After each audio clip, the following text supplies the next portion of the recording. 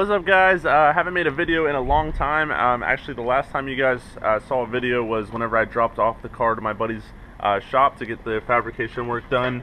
I recently got it back a few weeks ago, but I've actually been waiting on the tune. I actually had to send, I have an Enthalpy tune. I actually had to send Martin back the tune a few times.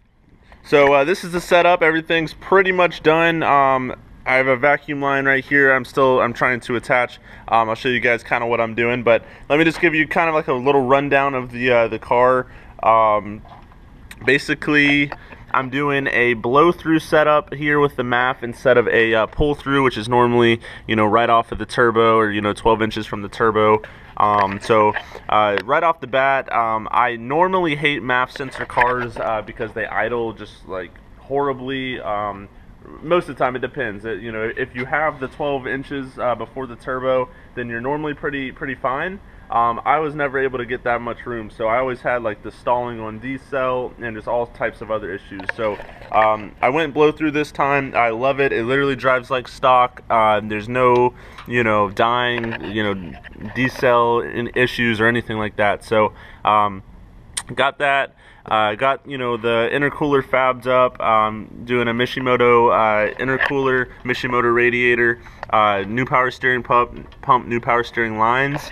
Got a tile QR blow off valve.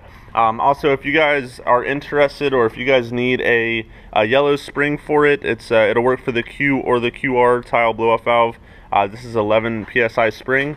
I actually had to order a 10 psi spring, which I actually just got today because it wasn't opening whenever it should. It was a little bit laggy. But then I also have the BorgWarner S256, great turbo. I may go a little bit bigger though. It's a 56mm turbo. Might go a little bit bigger when or if I do build the engine, just because I don't know, I just love hearing the turbo, and it's super responsive. I mean, it spools up pretty much immediately, but like I said, might go a little bit bigger if I do decide to build the engine.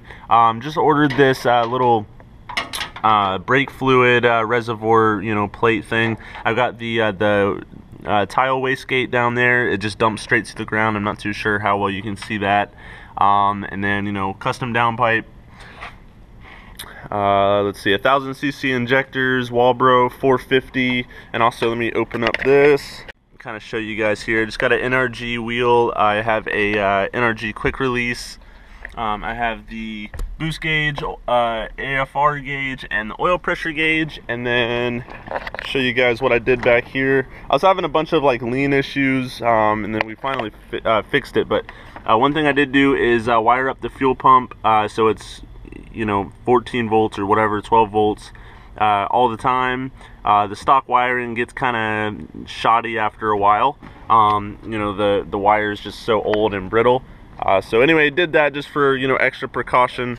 So right now the car is making about 300 horsepower to the wheels on 93 octane pump gas, and then I also have a E85 map. I have like a little button in there that I can push and it'll go to the E85 map. That one's supposed to be about 350 wheel horsepower on 12 psi. The 300 wheel horsepower is on only 10 psi. So that's pretty nice. I haven't yet tried out the E85 tune. I'll definitely show you guys that. One thing I did want to bring up though while I'm doing these vacuum lines, it's kind of a new thing to me, but all these little quick connect, let me see, where can I show you? Right here is fun. So all these little T's and quick connects, these lines, they're not just the little rubber collapsible hose, vacuum hose. They're hard, basically plastic lines, and then these little fittings right here, basically you just press them in and then just pull out, and the tubes slide right out. I can't remember how much whatever vacuum or PSI these hoses are good for, but definitely good for turbo stuff. I actually had a 1/4 inch hose going to the BrakeMaster T for the blow-off valve, and it wasn't very responsive, and it would kind of open up after after I let off the throttle a little bit too late. So I'm actually right now I have a 3/8 inch hose, and is that right, 3/8? I want to say, let me make sure here.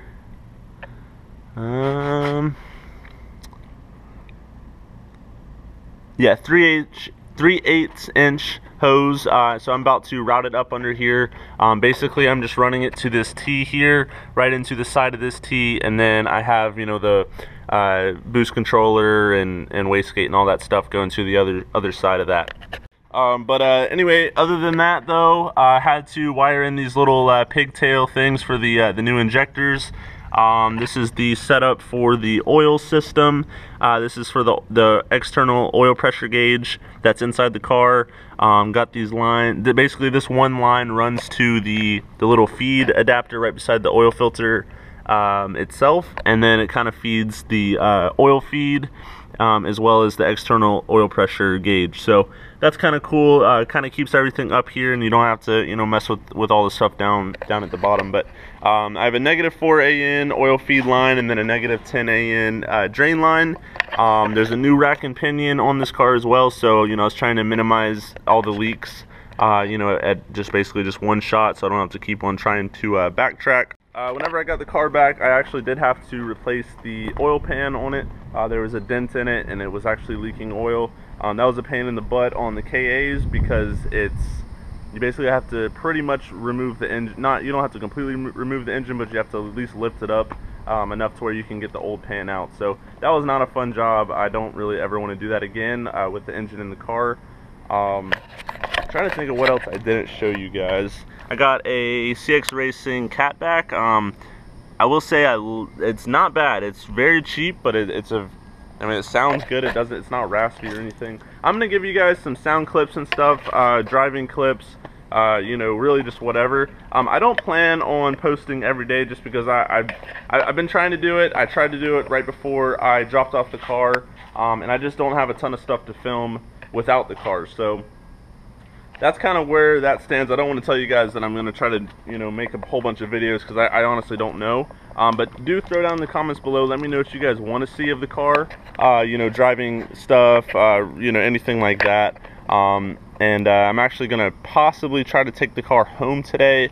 And then, you know, I'll definitely have a lot more time once I'm home to, you know, drive it and mess with it. So I'm going to go ahead and end this video here. I just wanted to basically update you guys. I know it's been a long time since the last update. Stuff took a lot longer than expected, but everything should be pretty much good now for the time being. And yeah, see you guys whenever in the next video. Peace.